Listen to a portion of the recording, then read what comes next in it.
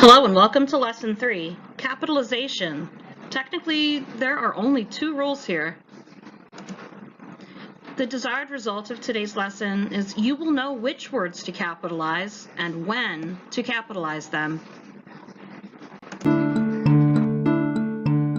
Are you curious about when you should capitalize a word?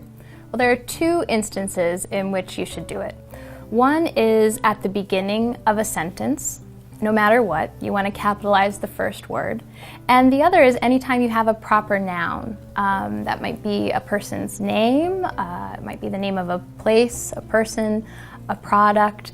Any proper noun you want to capitalize no matter where it lands in the sentence. So I'll give you an example of both of those. We have a sentence that reads, "You are beautiful and so is Lisa." Well, there are two words here that are capitalized. You, because it's the first word in the sentence, and Lisa, because Lisa is a proper noun. Even though she's the last word in the sentence, we still capitalize her.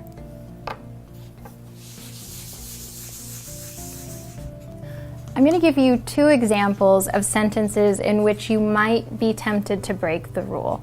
One is a sentence that begins with a number, 20.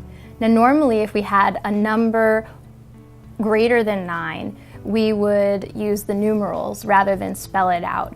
But when the number 20 is the first word in a sentence, we want to break that rule and capitalize it.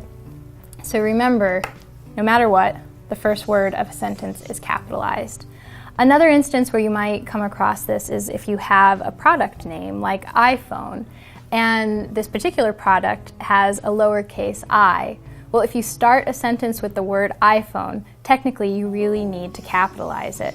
So you'd be changing the product name essentially to be grammatically correct. And in this case it would say, iPhones are the best. So one way around this is if you come across a word that you don't want to capitalize, don't make it the first word of a sentence. Rearrange your sentence so it can come later.